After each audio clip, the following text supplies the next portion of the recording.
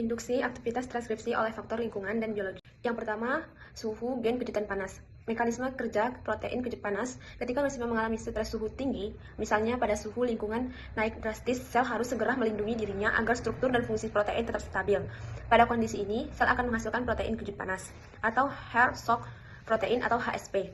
Protein ini berfungsi sebagai penjaga stabilitas sel, membantu mencegah kerusakan protein, serta membantu melipat kembali protein yang terdenaturasi.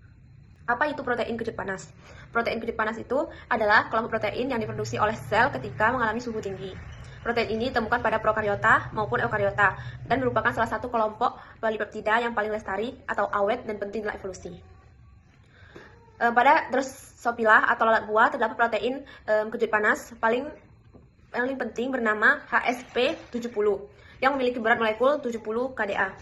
Gen yang mengkode HSP70 tidak hanya satu, tetapi terdiri dari 5-6 salinan yang tersusun dalam dua gugus pada salah satu autosom.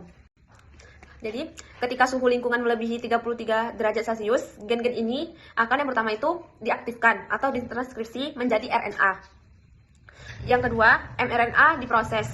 Yang ketiga, mRNA diterjemahkan menjadi polipeptida HSP70.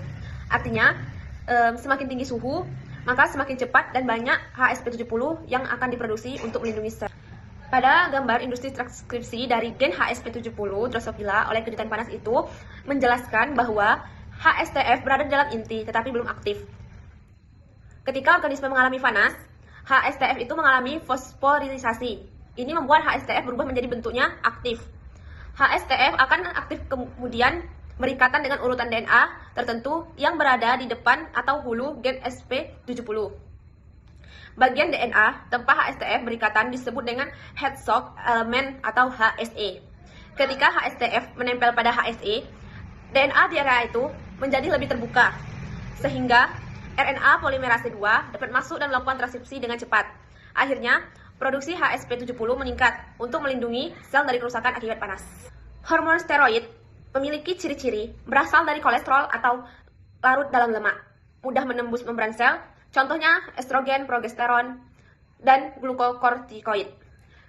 Mekanisme kerjanya, hormon masuk ke dalam sel, mengikat reseptor hormon di sitoplasma atau inti. Konflik hormon dan reseptor masuk ke inti dan menempel pada DNA. Konflik ini berfungsi sebagai faktor transkripsi yang menyalakan gen transkripsi.